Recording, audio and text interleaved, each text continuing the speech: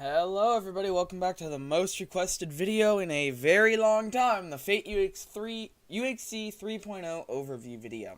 I'm sorry it took me so long to get this video out. I've been very busy recently and I didn't have time to review this big of a plugin early this week, but it is out now and I am happy to announce that let's take a look at it and go over what stuff about it. So, the FateUHC 3.0 release is on MC Market. You can buy it now for $25.00 US.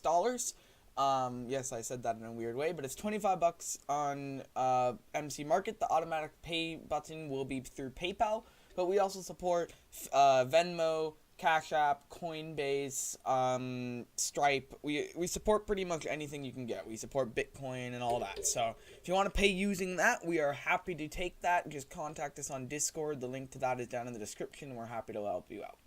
So some of the things in the 3.0 release is MongoDB doesn't require an authorization, so it doesn't require a username and password anymore. We do highly recommend you do that, but it's up to you. It's a full recode. It's changed the looks, new features are added, there's vote systems, language and message file, almost everything's configurable. There's over 36 scenarios. There's new cave and cow and sugarcane ore spawners. There's improved GUIs, mob stackers, scoreboards, and supports 1.7 and 1.8 servers. So some of the features is world borders, config management, anti-PvP, rule system, colored name tags, leaderboards, alerts, health bars, holograms, vote systems, locations, bottled XP, and stuff. All the permissions are listed here with all the commands as well. The test server is on test.BGHDDevelopment. That's where we're going to be checking it out. There are no dependencies, but there is an optional hologram API plugin if you want to use the holograms involved. And you can use a terrain control something or ORS Plus, and that works as well. All the files can be found in here, and I'll show those to you in a minute. And then the commands can be found right here, which is pretty cool. Of course, our support's given on our Discord server. We also sell the source with updates for $150. You do not get resale rights with that. So, let's just hop into what the configs look like while we take a look here. So, this is your main configure.yml version. Ignore this, you don't have to do anything. The message is, this is like the default stuff, all your normal configure things. So you got, like, if you want the round border, if you want the debug mode, I would keep this false. You got, so pretty much you can set everything here. You can set the knockback distance, the timer delay, the everything about that, and it's just the normal stuff. Then you can set the world where it is, your spawn point, fill task, everything of that. You don't really have to mess with that one that much, but you can if you wish. Your config management file is where you can set up like the automatic games. These can be configured as well. So an example of this is these scenarios with the value of nether false and everything. You can create the name. It's by default, the game type, the saved by, and load on enable. So if you keep this as load on enable, this will load every time the server restarts. So if you want a constant thing going, that's how you do it. When you first start up the server, you're going to want to go to your data.yml file and log in with your MongoDB database address. We recommend using a host or hosting it yourself on a VPS or dedicated server in order to make it for the easiest way possible. Right now this is required, though authorization has an enabled true or false mode. You still need the address, port, and database no matter what. This is not an option for the plugin, it's required for it to run to store our user's data. The items.yml file shows all the items in the game according to and you can change everything, the names, so pretty much everything's configurable. You can change everything, the durability the slots in, if it runs a command, if the command's enabled, if the command wants to run, etc. So you can set up all that yourself, and you can add as many as you want to. Under language, this is where everything really starts to get a lot bigger. You got a huge language file with almost every single language thing in the game. So this allows you, if you want to create like if you want to change languages of the plugin and stuff, you would change all that here. There are these placeholders here which you can configure as well. So it's pretty much all configurable. Only every single message here is configurable. If there isn't a message here that you don't see and you want configurable, hit us up on Discord and we're happy to add it to the plugin configure file. The scoreboard.yml file just gives you the styles. The available styles are Hypixel, -Q, Rainbow, and Default. Right now it's set to Default, which is this one. But you can set to any of these depending on what style you like. And then this is where you set it up. So right now, while loading chunks, it's this. While frozen, it's this. And while in practice, it's this. So it's up to you. And then that's the loading chunks, and that's the style default. Hypixel would look like this. MineHQ would look like this. And this is the default one that you see on the side right now. And then the rainbow one has rainbow, which is very cool. And then you have your variables down here, which you can set up as you like. And then the final one is you have the UXC configuration.yml. This is like the main settings of the plugin. You got your prefix, border prefix, team prefix, the restart command if you have a different restart command. If you want the lobby to be enabled, your fallback server in case they get kicked, join items if you want them, auto whitelist is also an option. The worlds, you can set your world names here, so you're able to use that. UXC world true or false, that means I would always keep this to true, but it's up to you. Your locations for the lobbies, your leaderboard format, and here's the new thing that we added recently. This is the webhook option, which lets you have a Discord bot that will tweet out when you're starting the game and stuff, so you can set up your Discord bot webhook here. You can have your lobby to hide players, and if you want to show all players in the lobby, you can have uxc.lobbyview. All your messages, join messages, chat formats, chat prefixes, Bungie announce add-on, which was available in our Discord server once you've purchased the plugin. Your border, you can have the start shrinking, then messages that pop up. You can, if you have a world generator, you can use that. An example is train control. I wouldn't mess with this, but this can be edited inside the game. Here's your populators. You got custom cave, custom sugarcane rate, custom cow spawners, all that. And then you can do swap biomes. So you want to swap deep ocean with the plains, ocean with forest, all that. So that's all available up here. Then your scenarios down here. You got all these, which you can configure. You can configure the non-dropped materials, the flower power materials to check. And then you got your win messages, your world border filling messages, and the rules messages. So you can have your /rules in the game. Then you have your point system, points per kill, points per win, and your holograms. So this is, the holograms is if you have a hologram API installed. Then you can have pre-whitelisted players, so you won't want to put all your mods there. Your practice arena, you can configure in falls, if you want to take fall damage, and the default kits as well. Then this is where auto start comes in. This is where those pre-made scenarios I was talking about earlier comes into play. Auto start you can enable, and you can put in the required players and the timer and minutes it starts with. This is good for like minigame servers who want them to start automatically without hosts. Hypixel does this, and a lot of servers do this. Then you have your data sync. You can ignore this. You can use your tweets, where you can automatically tweet to Twitter if you have the Twitter API add-on located in your plugins folder. This is also available on the Discord server under hashtag add-ons once we confirm your purchase. This is done to keep leaking to a minimum. That is it for there. Now we're going to actually hop into the game. We're going to hop in here. Don't know what account I am on my owner's account. That is good. So, in the game, this is our test server. If you want to test the plugin, you can go to test.bghdevelopment.com, and it's available to be tested there. Now, if you are in here, you can open up leaderboards. You can open up your current configuration so players can see it. You can open up your stats. You got create a party if parties are in teams mode, not FFA. You can vote on the scenarios and vote on the top config, so you can set all that up for auto start. And then if you enable practice, you can go ahead and do that. So we also, some commands we have is /announce. This is if you have the Bungie Core add-on in. Currently we do not.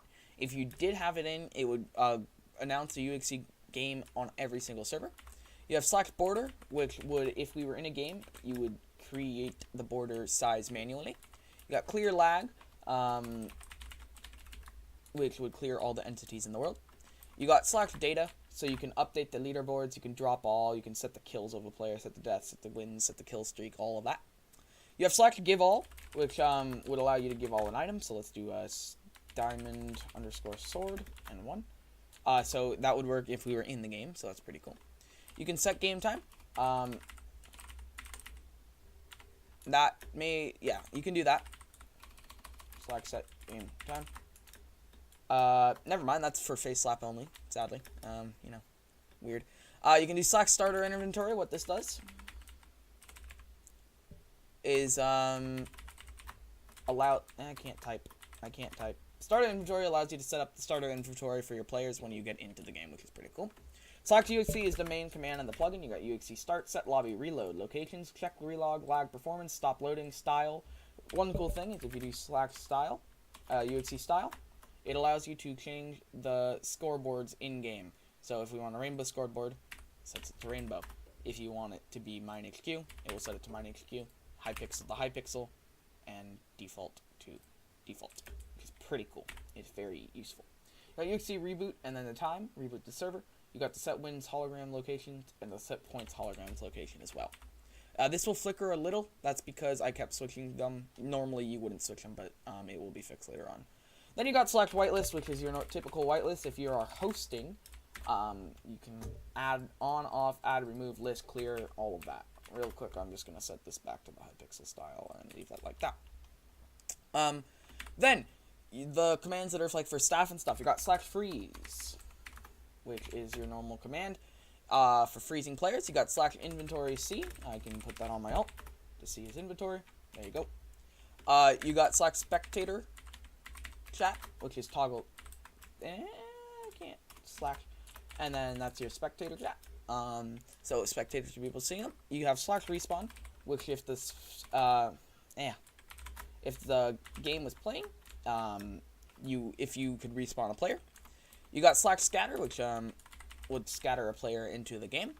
You got slash spectator, which puts you in spectator mode. You got slash staff, which would put you in staff mode.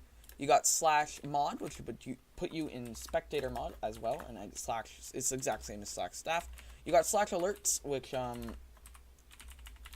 would open up this, and then this would be mining alerts, PvP alerts, and IPvP alerts, which is cool. That's pretty cool to have.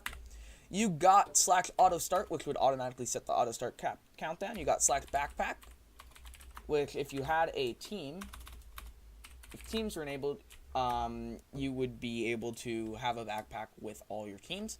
You have slash config, which is what this does is see the current configurations, like seen earlier. You can load all the default ones. You have slash health, which would give you the player's health. You got slash kills, which lets you see the kills. You got slash leaderboards, which allows you to see the leaderboards. You got slash practice. If it was enabled, you would be able to see it. You got slash stats, slash top kills. In this example, there would be none. Slash vote would be the one for the voting config, like I showed earlier. Slash party, if teams were enabled, would work. There you go. That's how you enable them. Slash send courts would send it to your teammates if teams were enabled. Slash TL is party settings, and slash party list is if it was enabled, it would work. So, that's just pretty cool. Now we're going to go ahead and start the game so I can show you a little bit about it. So then it's going to scatter you. It's going to say scattering and start. So right now you see it's sent 2 here, but that will be fixed in the newest update, so that's pretty cool. Then the rules get posted here, like you saw in the configure file, which is pretty cool. So they will spam until the thing's ready, and yeah, here's what the border looks like. The reason why we do the border like this on the first time is in order to do the bedrock border, that's coming after the first border goes in. The reason for this is because it makes it easier and less laggy for the game. So you can see all the rules have read out here, and now the game is on. So you got your world border at 2,000 right now, your time's at 39 seconds, and the player left is 2. Now, all this is configurable, of course, like I said, and it's in the configure file as you like. Now, let's see if we can do a command to set the border. So we're going to do slash border 1,000. So shrinking border to 1,000 blocks. So what it's going to do is it's going to shrink the border, and we're going to be teleported into the border range. There we go, I was teleported underwater. Now we are inside the 1,000 border range. So, let's make sure my alt's alive. Yes, it is. Good. Alright, so we're inside the 1,000 border range now, which means we are, as you see, this is bedrock in my texture pack. So, bedrock does spawn after first time it teleports you. Now, you may be saying, it doesn't go all the way around. There's a reason why this red glass is 1 block behind. Sometimes the automatic border system doesn't put the bedrock here due to limitations with it because of trees spawning in the way and everything. That's why the red is here. It's like a backup border. It's not going to let you go outside where the border is. It's 1 block too small. So that is a pretty cool feature that I very much like to keep players from escaping your arenas. It's in most UHC plugins, but ours seems to work perfectly fine in every single way. So we're going to go ahead and shrink the border to 500 now, and go from there. We're going to keep shrinking it in until we get to 100 by 100. Just going to go ahead and teleport us closer to the arena. There we go. So as you see, I'm right next to this person. well, on my other account, I am near him. So, that's fun. Hello. Hello. There I am. The reason I can't kill this user right now is because, I believe it's so close to the beginning. Grace period's still enabled, which is fun. So, yeah. So yeah, its grace period wouldn't be over yet, but when it is ended, you will be able to kill this other player. So I'm going to go ahead and set the border to 100, which is going to be very close together now. So as you see, the red border still does follow you. You don't see it unless you get very close to it, which is pretty interesting and very nice. Every time the border shrinks like this, your border will move in. When the server restarts, as you see also under here, it goes underwater too, so there's no way for you to escape. When the server restarts, the world will be regenerated just like normal, which is a pretty cool feature. The reason why I say this is because it allows you to have a different world every single time you play, which is pretty cool. Now, let's just do it to like 20. 25, there we go. Making the border the smallest it possibly could be. And then I can show you, like, if you want to set up deathmatch, that's how you would set it up. Here we go. And once you reach this, you get flatness. This water is normal. It happens on every time. Well, not every time. It depends on what world you're on. But then you are in deathmatch. This means that it's the smallest possible arena you have, which is that's pretty cool, right?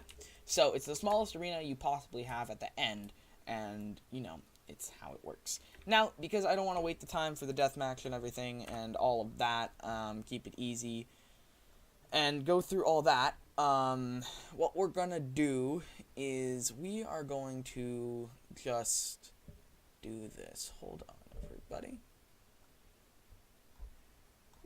I'm just gonna do this. /kill Noodles0711. Then when you win the game, it'll say, congrats to Noodles for winning this UHC. Total points is 6. So I got 6 points. The server will then automatically restart once it's completed the game. It will say server rebooting.